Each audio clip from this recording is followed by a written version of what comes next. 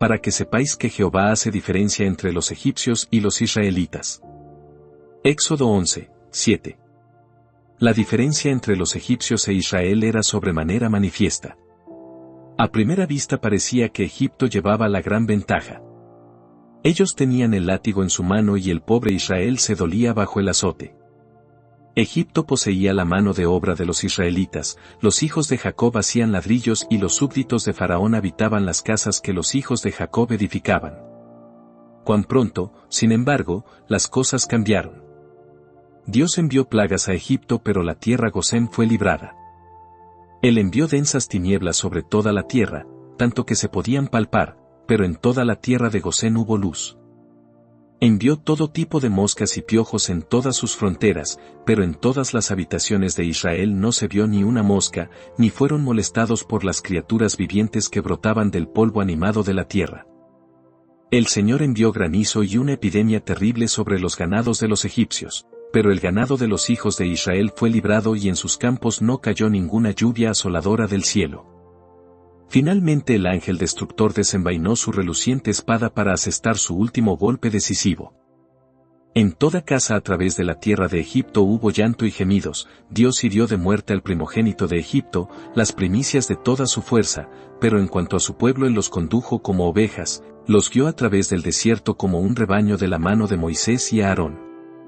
Llegaron al mar Rojo y él abrió una senda para ellos, atravesaron el mar a pie y allí se regocijaron en él. Se juntaron las corrientes como en un montón, los abismos se cuajaron en medio del mar. Ellos atravesaron las profundidades como se atraviesa un desierto, pero cuando los egipcios ensayaron hacer lo mismo murieron ahogados. En todas estas cosas el Señor hizo una gloriosa distinción entre Egipto e Israel. La columna de fuego que daba luz a Israel fue tinieblas para los ojos de Egipto.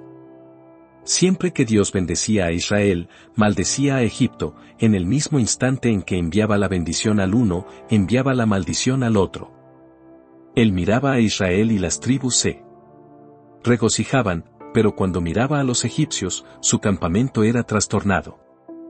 Ahora, a oídos de ustedes en este día, Egipto e Israel son declarados como tipos de dos pueblos que moran sobre la faz de la tierra, los hombres que temen al Señor y los hombres que no le temen.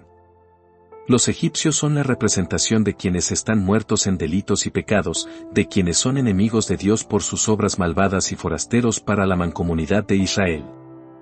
Los israelitas, el antiguo pueblo de Dios, son puestos ante nosotros como los representantes de aquellos que por la gracia han creído en Cristo, que temen a Dios y procuran guardar sus mandamientos. La tarea de esta mañana será mostrarles, primero, la diferencia, en segundo lugar, cuando se ve esa diferencia, y en tercer lugar, la razón por la que debe verse. Sobre este último punto voy a acicatear sus mentes, exhortándolos a hacer esa diferencia cada vez más conspicua en su vida cotidiana. Primero, entonces, la diferencia. El Señor ha establecido una diferencia entre quienes son su pueblo y quienes no lo son. Hay muchas distinciones entre los hombres que un día serán borradas, pero permítanme recordarles de entrada que esta es una distinción eterna. Entre las diferentes clases de hombres, los ricos y los pobres, hay canales de intercomunicación, y eso es algo muy conveniente, pues entre menos se mantengan las distinciones de clase será mejor para la felicidad de todos. No ha de conservarse el tejido social manteniendo una columna a expensas de otra, ni pintando de dorado el techo pero descuidando los cimientos. La mancomunidad es una, y la prosperidad de una clase es proporcionalmente la prosperidad de todos. Pero hay una distinción tan amplia que verdaderamente podemos decir de ella, una gran cima está puesta entre nosotros y vosotros, y entre más ancha sea la línea de demarcación, más feliz será para la Iglesia y mejor para el mundo. Hay una distinción de una anchura infinita entre el pecador muerto en pecado y el Hijo de Dios vivificado por el Espíritu que ha sido adoptado en la familia del Altísimo. Con respecto a esta distinción permítanme hacer los siguientes comentarios. Primero, la distinción entre los justos y los malvados es sumamente antigua. Fue ordenada por Dios desde antes de la fundación del mundo. Jehová escribió los nombres de sus elegidos en el pacto eterno, por ellos Cristo asumió el compromiso de que Él sería su fianza y el sustituto para sufrir en el lugar y en la posición de ellos. Los compromisos del pacto fueron hechos en favor de ellos y exclusivamente de ellos. Sus nombres fueron inscritos desde la eternidad en el libro de Dios y fueron grabados en las piedras preciosas del pectoral de su grandioso sumo sacerdote. Fueron luego apartados en el pacto. Jehová ha escogido al piadoso para sí. Mientras el mundo entero estaba bajo el maligno, estas preciosas joyas fueron seleccionadas del muladar de la caída. Ciertamente por naturaleza no eran mejores que otros hombres, con todo, la soberanía divina, del brazo de la gracia divina, seleccionó a algunos para que fueran vasos de misericordia que debían ser hechos aptos para el uso del Señor, en quienes Jehová mostraría no únicamente su misericordia sino la plenitud de su gracia y las riquezas de su amor. Otras distinciones son meramente temporales, son cosas que crecieron ayer y morirán mañana, pero esta es más antigua que los montes eternos. Antes de que el cielo estrellado fuera extendido o que fueran cavados los cimientos de la tierra, el Señor había establecido una diferencia entre Israel y Egipto. Esto, sin embargo, es un poderoso secreto, y aunque hemos de decirlo tal como lo encontramos en la palabra, con todo, no debemos entrometernos intrusamente con él. Dios ha establecido otra distinción, es decir, una distinción vital. Entre el justo y el malvado hay una distinción esencial de naturaleza. Hay algunos entre ustedes que imaginan que la única diferencia entre el verdadero cristiano y cualquier otra persona es simplemente esta, que el uno asiste regularmente a su lugar de adoración, que es más consistente en la práctica de ceremonias, que no podría vivir sin la oración privada y cosas semejantes. Permíteme asegurarte que si no hay una diferencia más grande que esta entre otro hombre y tú no eres un hijo de Dios. La distinción entre el inconverso y el convertido es mucho más amplia que esto. No es una distinción de vestido o de forma externa sino de esencia y de naturaleza.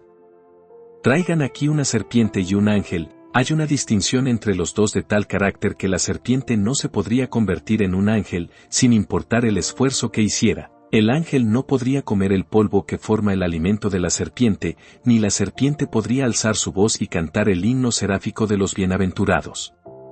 Una distinción tan amplia como esa es la que hay entre el hombre que teme a Dios y el hombre que no le teme. Si tú eres todavía lo que siempre fuiste por naturaleza, no puedes ser un verdadero cristiano y es completamente imposible que te conviertas en uno por tus propios medios. Puedes lavarte y limpiarte, puedes vestirte y abrigarte, serás el hijo de la naturaleza finamente vestido, pero no el hijo viviente del cielo. Tú tienes que nacer de nuevo. Tienes que recibir una nueva naturaleza en tu interior, una chispa de divinidad. Tiene que caer en tu pecho y tiene que arder allí. La naturaleza caída únicamente se puede levantar a la altura de la naturaleza, tal como el agua solo fluirá tan alto como su fuente, y como tú estás caído en la naturaleza, así debes permanecer a menos que seas renovado por la gracia. Dios por su infinito poder ha vivificado a su pueblo, Él los ha sacado de su vieja naturaleza, aman ahora las cosas que una vez odiaron, y odian las cosas que una vez amaron. Para ellos las cosas viejas pasaron, he aquí todas son hechas nuevas. El cambio no consiste en que hablan más solemne y religiosamente, o que han dejado de ir al teatro, o que no pasan su vida en las frivolidades del mundo, ese no es el cambio, es una consecuencia de él, pero el cambio es más profundo y más vital que eso, es un cambio de la propia esencia del hombre. Ya no es más el hombre que una vez fue, ha sido renovado en el espíritu de su mente, ha nacido de nuevo, ha sido regenerado, recreado, es un extraño y un forastero aquí abajo, no pertenece más a este mundo sino al mundo venidero. Entonces, en este sentido, el Señor ha establecido una diferencia entre Israel y Egipto. Quisiéramos comentar, adicionalmente, que a esta diferencia de naturaleza le sigue una diferencia en el tratamiento judicial de los dos hombres. Con ambos, los tratos de Dios son justos y rectos. Lejos está de él ser injusto con alguien. El Señor nunca es severo más allá de lo que la justicia exige, ni es clemente más allá de lo que la justicia permite. Aquí viene el impío, el hombre no regenerado, él argumenta sus buenas obras, sus oraciones, sus lágrimas, el Señor le juzgará de acuerdo a sus obras, y ya hay de aquel día para él. Será verdaderamente un día de aflicción pues pronto descubrirá que sus mejores perfecciones son como trapo de inmundicia y que todas sus buenas obras solo parecían ser buenas porque él estaba en las tinieblas y no podía ver. las manchas que las pervertían. Se acerca otro hombre, es el hombre renovado. Dios trata con él justamente, es cierto, pero no de acuerdo a la balanza de la ley.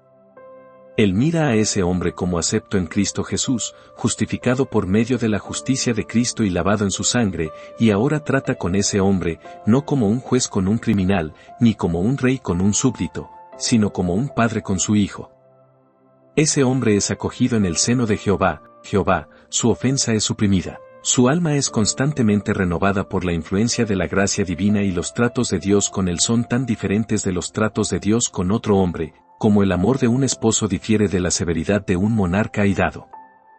Por un lado, es simple justicia, por el otro lado, es amor ferviente, por un lado, la inflexible severidad de un juez, y por el otro lado, el afecto ilimitado del corazón de un padre. Entonces, en esto también, el Señor ha establecido una diferencia entre Israel y Egipto. Esta distinción es realizada en la providencia. Es verdad que para el ojo desnudo un evento les ocurre a ambos, sufre el justo así como el malvado y van a la tumba que está señalada para todos los vivos, pero si pudiéramos mirar más de cerca a la providencia de Dios, veríamos líneas de luz que dividen la senda del piadoso de la suerte del transgresor. Para el justo cada providencia es una bendición. Una bendición envuelve todas nuestras maldiciones y todas nuestras cruces. Nuestras copas son algunas veces amargas pero siempre son saludables. Nuestra aflicción es nuestro bienestar. Nunca somos perdedores por nuestras pérdidas, sino que más bien nos enriquecemos para con Dios cuando empobrecemos con respecto a los hombres. Sin embargo, para el pecador, todas las cosas obran conjuntamente para mal. ¿Es próspero? Es como la bestia que es engordada para el matadero. ¿Está sano? Es como la flor que se abre que está madurando para la guadaña del segador. ¿Sufre? Sus sufrimientos son las primeras gotas de la eterna granizada de la venganza divina. Si el pecador pudiera abrir sus ojos se daría cuenta de que todo para él tiene un aspecto negro. Para él las nubes están cargadas de truenos, y el mundo entero está vivo con terror. Si la tierra pudiera hacer lo que quisiera, haría que se desprendieran de su seno los monstruos que olvidan a Dios. Pero a los justos todas las cosas les ayudan a bien. Venga lo malo o venga lo bueno, todo terminará bien, cada ola lo transporta apresuradamente a su deseado puerto y aún el viento tempestuoso hincha sus velas y le conduce más rápidamente hacia el puerto de paz. El Señor ha establecido una diferencia entre Israel y Egipto en este mundo. Sin embargo, esa diferencia se hará más claramente evidente en el día del juicio. Entonces, cuando Él se siente en el trono de su gloria, apartará los unos de los otros, como aparta el pastor las ovejas de los cabritos. Dará voces a sus ángeles, diciendo, recojan de mi reino a todos los que sirven de tropiezo, y a los que hacen iniquidad. Entonces, con la filosa hoz en su mano, el ángel volará por en medio del cielo y recogerá la cizaña, y la atará en manojos para quemarla. Pero, descendiendo de su trono, sin delegar la deleitable tarea en ningún ángel, el rey mismo, el segador coronado, tomará su propia hoz de oro y recogerá el trigo en su granero. Oh, entonces, cuando el infierno abra ampliamente sus fauces y se trague a los impenitentes, cuando desciendan al pozo del abismo como lo hicieron en la antigüedad Coré, Datán y Abirán, cuando vean a los entrando a torrentes en el cielo, como un chorro de luz. Enfundados en sus vestidos brillantes y resplandecientes, cantando triunfantes himnos y sinfonías corales, entonces se verá que el Señor ha establecido una diferencia. Cuando a través de la cima infranqueable el rico vea a Lázaro en el seno de Abraham, cuando desde el más profundo abismo del infierno el condenado vea al que es acepto, glorificado en la bienaventuranza, entonces resaltará la verdad, escrita en letras de fuego: Jehová hace diferencia entre los egipcios y los israelitas. Pasamos a nuestro segundo punto: ¿cuándo se ve esa diferencia? Nuestra respuesta es: se ve a menudo en el templo de Dios. Dos hombres suben al templo a adorar, se sientan el uno junto al otro en la casa de Dios, a ambos se les predica la palabra, ambos la escuchan, tal vez con igual atención, el uno prosigue su camino y olvida, pero el otro recuerda. Regresan otra vez, el uno escucha y el ministro es para él como alguien que toca una agradable melodía en un instrumento, el otro escucha y llora, siente que la palabra es viva y poderosa, Más cortante que una espada de dos filos. Penetra en su conciencia, le atraviesa, le hiere en lo más vivo. Cada palabra parece ser como una flecha disparada por el arco de Dios que encuentra un blanco en su conciencia. Y ahora regresan nuevamente. El uno siente por fin que la palabra es suya, por medio de ella ha sido conducido al arrepentimiento y a la fe en Cristo, y ahora sube a cantar las alabanzas de Dios como su hijo acepto, mientras que el otro sigue cantando como un mero formalista, se une a una adoración en la cual siente muy poco interés, y sigue elevando su voz en una oración en la que su corazón está muy ausente. Si yo tuviera aquí esta mañana un montón de limaduras de acero y de cenizas mezcladas entre sí, y quisiera detectar la diferencia entre las dos cosas, solo tendría que insertar un imán. Las limaduras serían atraídas y las cenizas permanecerían inertes. Lo mismo sucede con esta congregación. Si yo quisiera saber hoy quiénes son aquellos que son el Israel de Dios y quiénes son todavía los egipcios bastardos, todo lo que se necesita es predicar el Evangelio. El Evangelio encuentra al pueblo de Dios, tiene una afinidad con ellos. Cuando viene a ellos y el Espíritu Santo de Dios abre sus corazones, ellos lo reciben, se aferran a Él y se regocijan en Él. En cambio, quienes no son de Dios, quienes no tienen parte ni interés en la redención de Cristo, lo oyen en vano e incluso son endurecidos por Él, y siguen su camino para pecar con mayor ímpetu después de todas las advertencias que han recibido. Dinos, ahora, mi querido oyente, para que te quede más claro, ¿has visto alguna vez esta diferencia entre otra persona y tú? ¿Oyes ahora el Evangelio como no lo oíste nunca antes? Esta es la época de oír, hay más personas que asisten ahora a nuestros lugares de adoración que antes, pero aún así, los que son bendecidos no son los oidores sino los hacedores de la palabra. Dinos, entonces, ¿has sido conducido a oír la palabra como nunca antes la oíste? ¿La escuchas esperando que sea bendecida para ti, deseando que tu conciencia sea sometida a ella tal como el oro se somete a la mano del orfebre? Si es así, he ahí el primer signo de una diferencia que Dios ha puesto entre los egipcios y tú. Pero va más allá. Si el israelita es consistente con su deber, como pienso que debe serlo, en breve siente que le incumbe salir del resto de la humanidad y unirse a la Iglesia de Cristo. El Señor ha establecido una diferencia, dice, ahora voy a mostrar esta diferencia. Mi Señor ha dicho, el que creyere y fuere bautizado, será salvo. Yo no pongo ninguna confianza en el bautismo, pero tengo que mostrar que ya no soy más lo que era. Deseo ser obediente a mi Señor y Maestro. Deseo cruzar el Rubicón. Voy a desenvainar mi espada contra el mundo y de una vez por todas voy a deshacerme de la vaina. Anhelo hacer algo que le haga ver al mundo que yo estoy crucificado para él y que él está crucificado para mí. Luego, que me entierren en agua, en el nombre del Padre, y del Hijo y del Espíritu Santo, como el cuadro de mi muerte para todo el mundo. Voy a salir del agua como el cuadro de mi resurrección a una vida nueva, y que Dios me ayude a partir de esa bendita hora a proseguir mi camino como alguien que no es del mundo, así como Cristo no es del mundo. Siempre que la mesa está servida sobre la que celebramos el memorial del cuerpo y de la sangre de Cristo, Dios sella otra vez esa diferencia. Si el ministro es fiel, advierte a los inconversos a que sigan su camino, pues si comiesen allí, comerían y beberían condenación para ellos mismos, sin discernir el cuerpo del Señor. Los que son creyentes en Jesús, que tienen una esperanza de haber sido cambiados y de haber sido renovados por la gracia divina en el espíritu de sus mentes, ellos son los invitados a venir y únicamente ellos. Así le mostramos al mundo en los símbolos externos que el Señor hace una diferencia. Pero, prosiguiendo, toda la vida del cristiano, si fuera lo que debería ser, está mostrándole al mundo que el Señor hace una diferencia. Aquí hay dos hombres que experimentan una crisis. Enfrentan el mismo problema, son socios en un negocio, han perdido todo el dinero, la casa está arruinada, se ven reducidos a la mendicidad y tienen que comenzar de nuevo en el mundo. Ahora, ¿cuál de esos dos varones es el cristiano? Hay uno que está a punto de mesarse el cabello, no puede tolerar que haya tenido que trabajar toda su vida y que ahora sea pobre como Lázaro. Piensa que la providencia es injusta. Hay muchos vagabundos, dice, haciéndose ricos, y gime aquí, después de trabajar muy duro y de dar a cada uno lo que le corresponde, he sido abatido hasta el suelo, y me he quedado sin nada.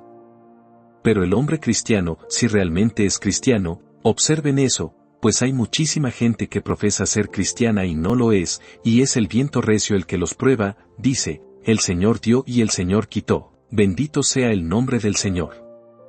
Joseph dice que todas las cosas me ayudan a bien. Voy a ponerme a trabajar y voy a abrirme paso una vez más, y así con valor y con confianza en Cristo acude de nuevo a su labor, y Dios le bendice una vez más, es más, le bendice en sus tribulaciones más de lo que jamás le bendijo en su prosperidad. Aquí tenemos a dos hombres otra vez, ambos han estado haciendo lo malo, y cuando cae el justo junto con el malvado, ¿quién ha de distinguir la diferencia? A la mañana siguiente uno de ellos se levanta, y está muy tranquilo al respecto, no conoce ningún remordimiento de conciencia o si está intranquilo es porque tiene miedo de ser descubierto. Es como uno que habiendo caído en el cieno, se queda y se arrastra allí. Pero aquí viene el cristiano. Siente que ha hecho mal. ¿Qué haré?, dice, para reparar el daño al hombre y para mostrar mi arrepentimiento para con Dios. Él estaría dispuesto a ponerse de rodillas ante cualquiera que haya dañado y a confesar cuán equivocado ha estado. Se odia a sí mismo y se desprecia a sí mismo porque ha obrado mal. Preferiría morir antes que pecar, y ahora que se da cuenta de que ha pecado, desearía haber muerto antes que haber deshonrado a su Señor y Maestro. Si ves a una oveja caer en el cieno, notarás que se levanta rápido y sale, pero si el puerco cae allí, se revuelca en él una y otra vez, y nada sino el látigo o la vara pueden hacer que se levante. De manera que hay una diferencia esencial entre el justo y el malvado, aun en sus pecados. 7 veces cae el justo, y vuelve a levantarse, en cuanto al malvado, se revuelca y se deleita en su pecado, y permanece y continúa en él. Dios ha establecido una diferencia, y aun cuando esa diferencia sea oscura es discernible.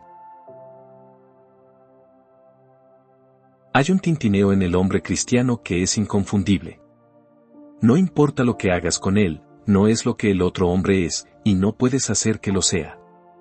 Aquí está una nueva moneda que se parece sorprendentemente a un soberano, y yo la reviso por ambos lados, es una falsificación tan buena que no puedo descubrir si es oro o no. Aquí está otra, me doy cuenta de que es un soberano liviano. Los miro a ambos, y a primera vista estoy inclinado a pensar que mi soberano recién acuñado es el mejor de los dos, pues, digo yo, el otro está evidentemente desgastado y es liviano. Pero hay un tintineo en el cristiano que demuestra que es de oro, después de todo, aun cuando está desgastado y no llega a su peso. Puedes desfigurarlo de tal manera que la imagen del rey no sea aparente en él, pero él es de oro a pesar de todo eso, solo necesita ser probado. Y en la hora de la tribulación ese tintineo del oro de la gracia lo detectará, y demostrará ser uno en quien Dios ha establecido una diferencia. Esta distinción se hace evidente también en un hombre piadoso cuando está bajo la presión de alguna fuerte tentación. Hay dos comerciantes, ambos parecen hacer negocios de la misma manera, pero al fin se les presenta una rara oportunidad. Si no tienen ninguna conciencia podrían hacer una fortuna. Ahora vendrá la prueba. Un hombre busca la oportunidad y la aprovecha inescrupulosamente. Ese hombre no es ningún cristiano, registren eso como algo cierto. Hay otro hombre, siente un anhelo por la ganancia, pues es humano, pero su corazón odia el pecado, pues ha sido renovado por la gracia divina. No dice, es mejor cerrar la tienda que ganarme la vida deshonestamente, es mejor que quede arruinado en esta vida que quedar arruinado en el mundo venidero. La máxima del establecimiento al otro lado de la calle es tenemos que vivir, la máxima de esta tienda será, tenemos que morir. Los clientes pronto saben en qué lugar tratarán con ellos muy honestamente, y allí descubres en algún grado que el Señor ha establecido una diferencia entre Egipto e Israel. Pero para no entretenerlos demasiado en este punto, esa diferencia brilla muy vívidamente en la hora de la muerte. Oh, cuán clara es esa diferencia algunas veces.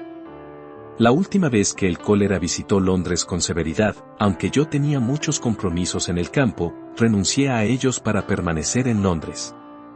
Es el deber del ministro estar siempre en el lugar de visitación y de enfermedad. Nunca vi más conspicuamente que entonces en mi vida la diferencia entre el hombre que teme a Dios y el hombre que no le teme. Me llamaron un día lunes, como a eso de las 3:30, para ir a ver a un hombre que se estaba muriendo. Fui a visitarlo, y entré en el lugar donde estaba acostado. Él había ido a Braithwaite el domingo en la mañana en una excursión, y regresó enfermo, y allí yacía al borde de la tumba. Yo me quedé a su lado, y le hablé.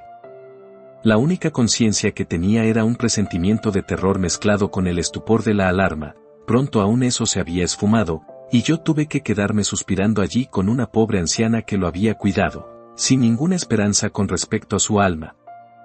Regresé a casa.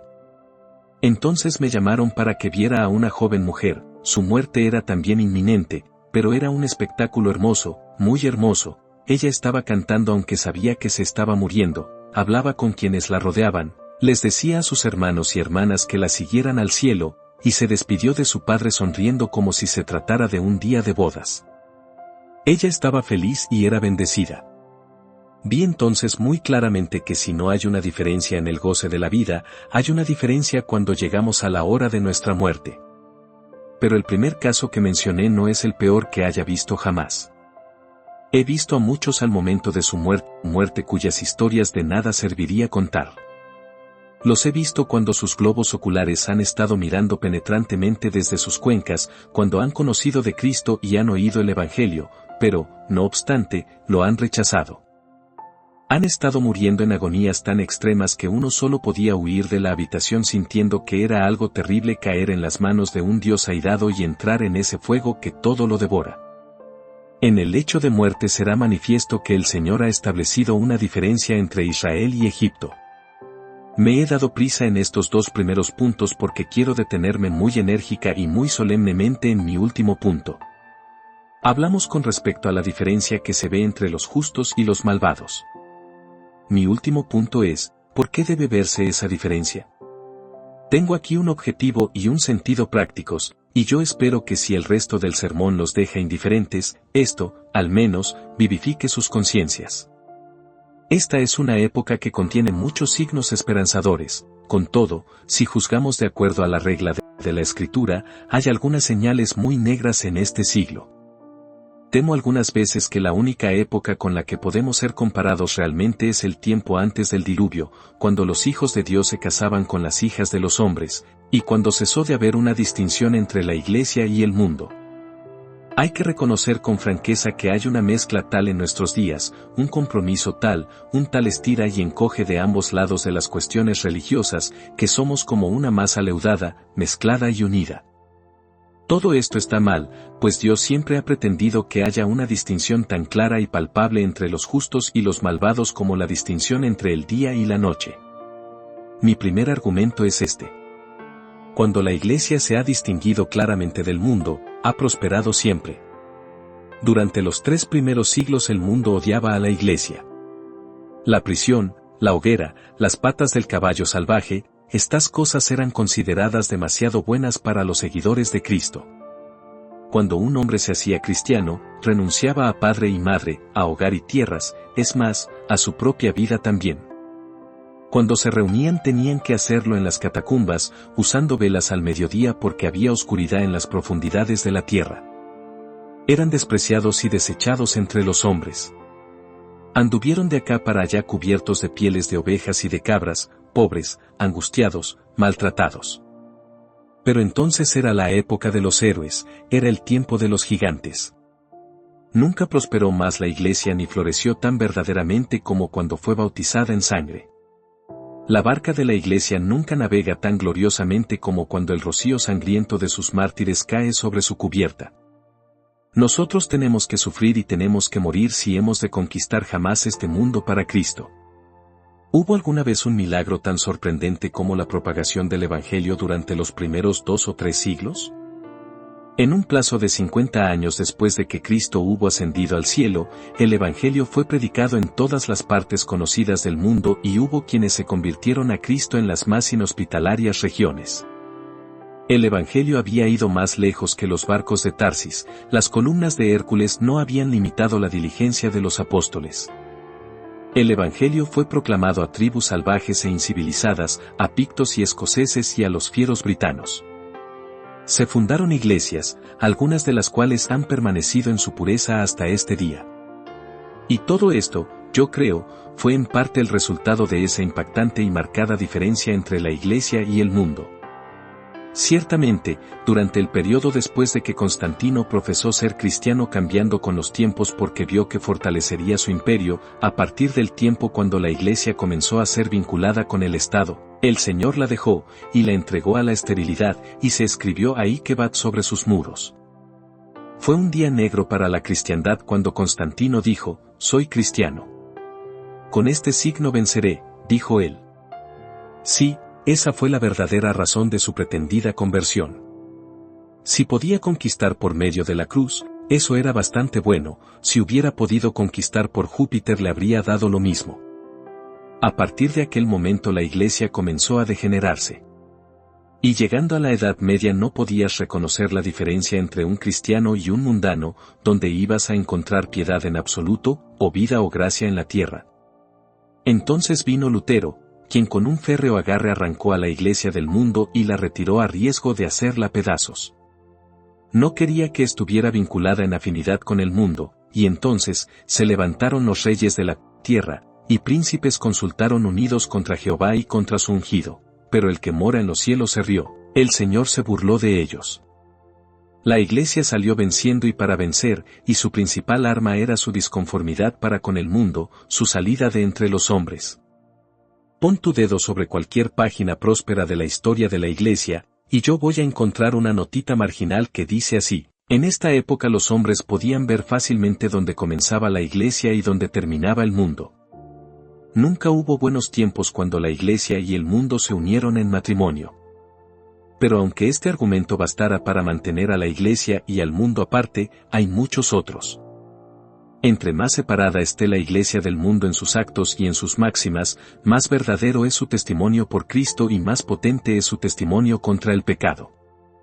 Nosotros somos enviados a este mundo a testificar contra los males, pero si nosotros mismos nos involucramos en él, ¿dónde queda nuestro testimonio? Si nosotros mismos somos encontrados deficientes, somos falsos testigos, no somos enviados por Dios, nuestro testimonio no tiene ningún efecto. No dudo en decir que hay decenas de miles de cristianos profesantes cuyo testimonio ante el mundo es más dañino que benéfico. El mundo los mira y dice, bien, ya veo, tú puedes ser un cristiano, y sin embargo, seguir siendo un pillo.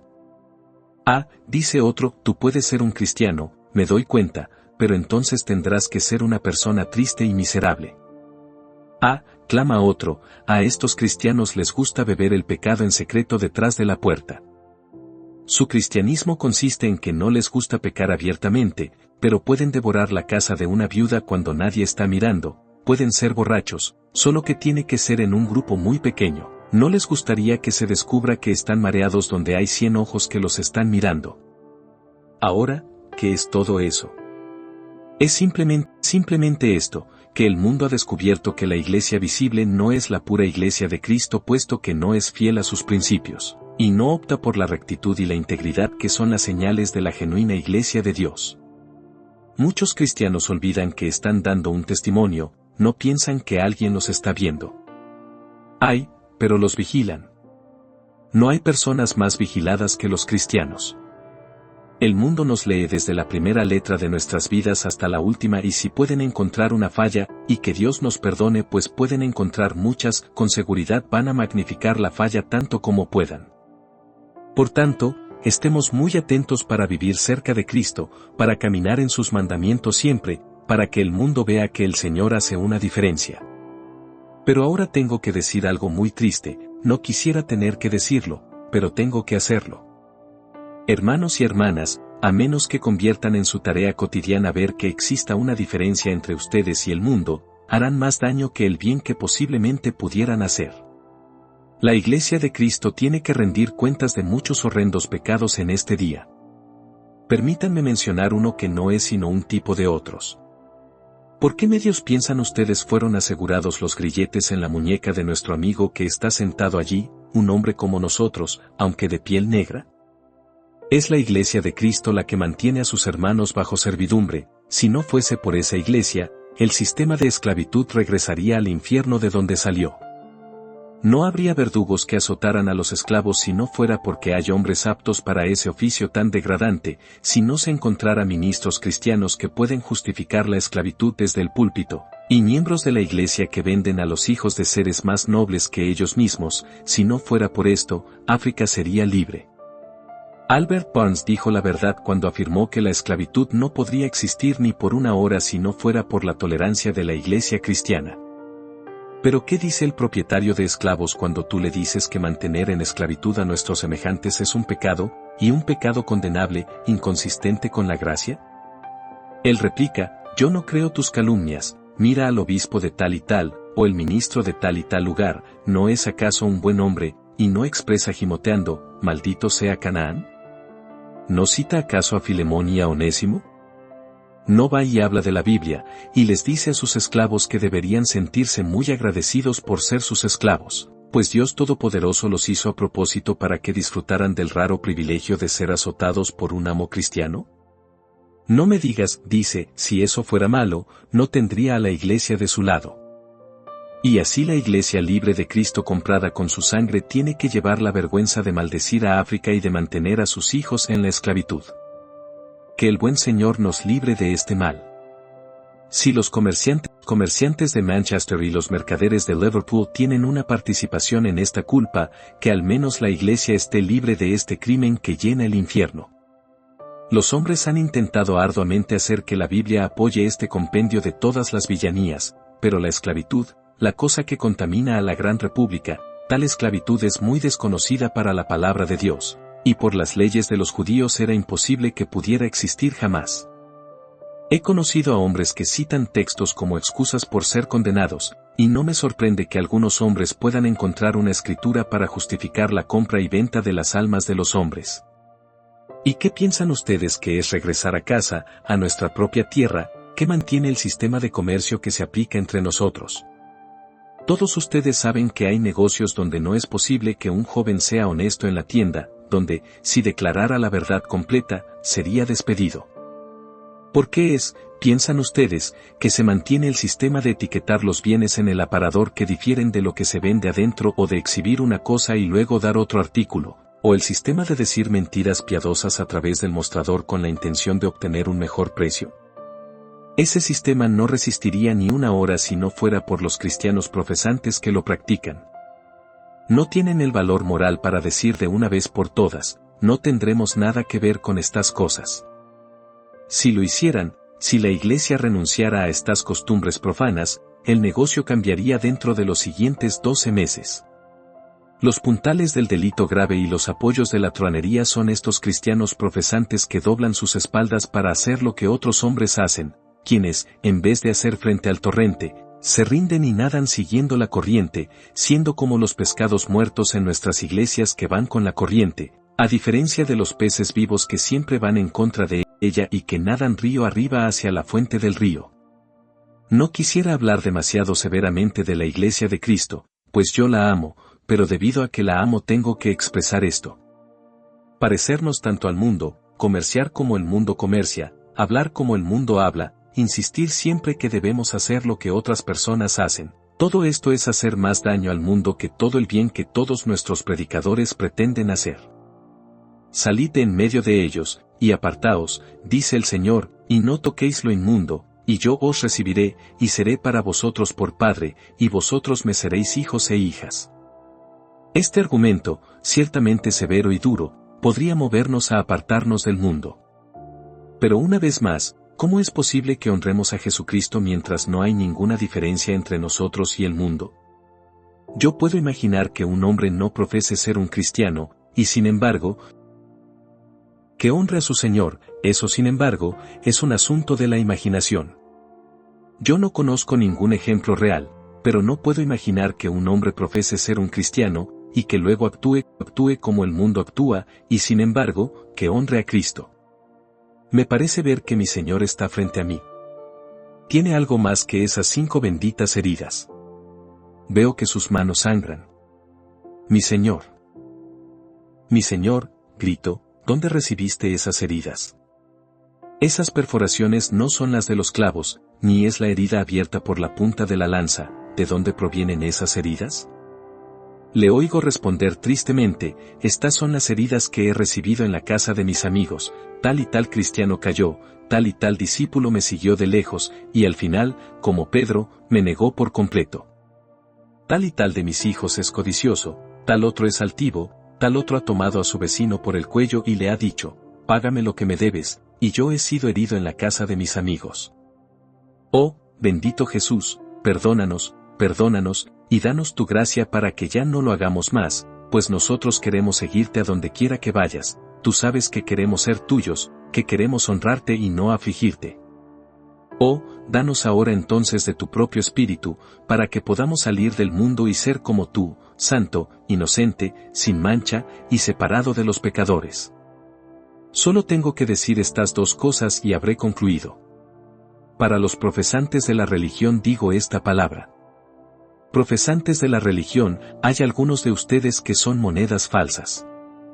Cuando te acercas a la mesa del Señor tú mientes, y cuando dices de ti mismo, yo soy un miembro de tal y tal iglesia, dices algo que es una deshonra para ti. Ahora permítanme recordarles, señores, que ustedes pueden sostener su profesión aquí, pero cuando se presenten ante el tribunal de Dios, al final, descubrirán que es algo terrible que su profesión no haya sido real. Tiemblen, señores, a la diestra de Dios. Allí está la balanza y tendrán que ser pesados en ella, y si son hallados faltos, su porción tendrá que ser entre los engañadores, y ustedes saben dónde es eso, es en el más profundo abismo del infierno. Tiembla, amigo diácono, tiembla, miembro de la iglesia, si no eres lo que profesas ser, te espera una condenación de un tipo más fiero y más horrendo que aún para el impío y el réprobo. De lo alto de tu profesión serás arrancado. Has construido tu nido entre las estrellas, pero tendrás que hacer tu cama en el infierno. Has decorado tu cabeza con una corona, pero tendrás que llevar una corona de fuego, esos finos vestidos te serán arrancados, ese oropel y esa pintura te serán quitados, y tú, desnudo para tu vergüenza, siendo el blanco de burlas de los demonios, te convertirás en objeto de siseo incluso de los condenados del infierno, cuando te señalen y clamen, allí va el hombre que se destruyó por engañar a otros. Allí está el desventurado que hablaba de Dios y hablaba de Cristo, y no se consideraba como uno de nosotros, y ahora él está atado también en el manojo que será quemado. La última palabra es para quienes no son profesantes del todo. Dios ha establecido una diferencia entre ustedes y los justos. Oh, mis queridos amigos, yo les suplico que le den vueltas a ese pensamiento en sus mentes. No hay tres caracteres, no hay vínculos intermedios, no hay una frontera entre los justos y los malvados. Hoy tú eres ya sea un amigo de Dios o su enemigo.